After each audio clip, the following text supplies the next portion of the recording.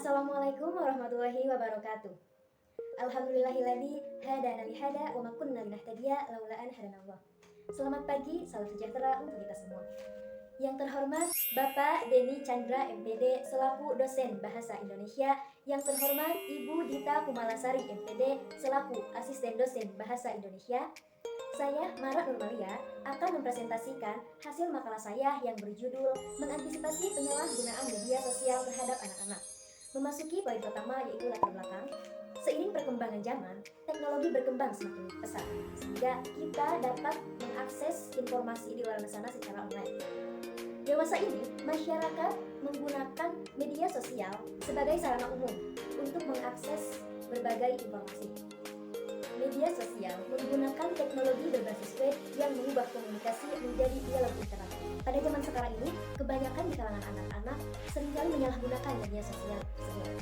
Misalnya digunakan untuk pembulian, bermain game online secara terus-menerus, chattingan dengan lawan jenis yang tidak jelas yang nantinya itu akan berujung kepada hal yang tidak diinginkan. Maka dari itu, saya tertarik untuk membahas masalah ini dan menjadikan masalah saya yang berjudul Mengantisipasi Penyalahgunaan Media Sosial Terhadap Anak-anak. Berdasarkan latar belakang makalah di atas, saya akan merumuskan 4 rumusan masalah. Yang pertama ada apa itu media sosial, yang kedua apa jenis-jenis dari media sosial, yang ketiga apa dampak positif dan dampak negatif dari media sosial, dan yang terakhir ada bagaimana cara mengantisipasi penyalahgunaan media sosial. Seperti itu. Langsung saja kita menuju pembahasan. Nah, yang pertama ada pengertian media sosial. Media sosial merupakan media daring yang dapat digunakan oleh siapapun, yang dimana para penggunanya dapat berinteraksi, bersosialisasi, menciptakan karya, dan lain sebagainya. Media sosial ini pun tidak dibatasi oleh waktu dan ruang, jadi setiap penggunanya bebas untuk menggunakan media tersebut dimanapun dan kapanpun. Media yang paling umum digunakan di dunia ini adalah jejaring sosial, yang antaranya ada Facebook, Instagram, WhatsApp, game online, dan yang lain sebagainya. Nah, yang kedua ada jenis media sosial. Nah, yang pertama ada situs jejaring sosial. Jenis media sosial ini terdapat informasi si pengguna sehingga orang lain itu dapat melihatnya gitu kan, dan memungkinkan untuk bisa saling berinteraksi dalam mereka. Biasanya informasi dari si pengguna tersebut terdapat foto, video-video, contohnya saja pada aplikasi Facebook, Instagram, WhatsApp, seperti itu. Yang kedua ada virtual game board, di mana jenis sosial ini tidak kalah populernya dengan jenis media sosial kita. Virtual game board merupakan replikasi lingkungan 3D, yang dimana setiap penggunanya dapat berupa avatar-avatar yang mereka inginkan. Seperti itu.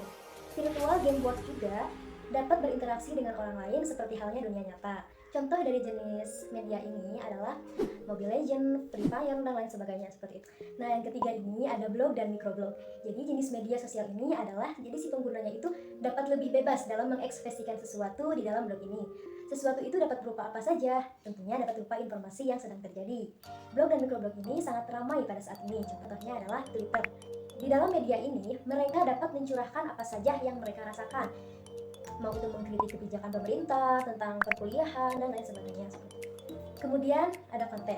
Konten merupakan jenis media sosial yang dalamnya dapat berbagi konten-konten media seperti halnya video, blog seseorang, tutorial-tutorial, dan masih banyak lagi. Contoh dari konten ini adalah YouTube, di mana konten ini sudah banyak orang-orang yang menggunakannya. Di antaranya ada para pembuat konten maupun penonton konten itu sendiri. Nah, yang ketiga ada dampak positif dan negatif dari penggunaan media sosial. Dampak positifnya itu dapat memperluas jaringan pertemanan sehingga siswa akan menjadi lebih mudah berteman dengan orang lain di seluruh dunia, meski sebagian besar diantaranya belum pernah mereka temui secara langsung. Lalu dapat menambah wawasan juga tentang berita atau kabar yang sedang banyak dibicarakan untuk bidang pendidikan, kebudayaan, dan lain-lain. Dampak negatifnya adalah berkurangnya waktu belajar karena mereka terlalu lama bermain di media sosial, itu akan mengurangi jatah waktu belajar mereka. Lalu itu akan mengganggu kesehatan juga karena terlalu banyak menatap layar handphone maupun komputer atau laptop itu dapat mengganggu kesehatan mata. Yang keempat ada cara mengatasi penyalahgunaan media sosial. Yang pertama, orang tua atau anggota keluarga lainnya harus memberikan arahan kepada anak apa saja hal yang tidak boleh dan boleh mereka akses dalam media sosial ini. Lalu pilihlah gitu kan konten media sosial yang sesuai dengan usia dari anak tersebut, baik dengan tujuan untuk pendidikan maupun hiburan seperti itu. Yang terakhir adalah penutupan, yang dimana kesimpulan dari semuanya adalah bahwa media sosial adalah media online yang mendukung interaksi sosial. Jenis-jenis dari media sosial ini antara lain adalah Instagram, Facebook, TikTok, virtual game seperti halnya Mobile Legends, Free Fire, dan lain sebagainya. Lalu dampak dari media sosial ini memberi pengaruh paling besar terhadap kita semua. Media sosial ini memiliki dua sisi, yaitu dampak positif dan dampak negatif. Sisi yang pertama merujuk kepada hal positif seperti belajar berkomunikasi, menambah wawasan pengetahuan. Sisi yang kedua merujuk kepada hal negatif, seperti halnya kejahatan, menyebarkan berita hoax, penipuan. Untuk mengantisipasi penyalahgunaan media sosial, perlu adanya pengawasan dari keluarga, sekolah, dan masyarakat, terutama peran orang tua dalam keluarga, yaitu sebagai kontrol terhadap anak ketika mereka menggunakan media sosial, supaya lebih diarahkan agar tidak membuka situs yang negatif. Pada dasarnya, media sosial itu bersifat netral. Media sosial akan bermanfaat bagi orang yang bijak dalam menggunakannya, dan tidak bermanfaat bagi orang yang tidak bijak dalam menggunakannya.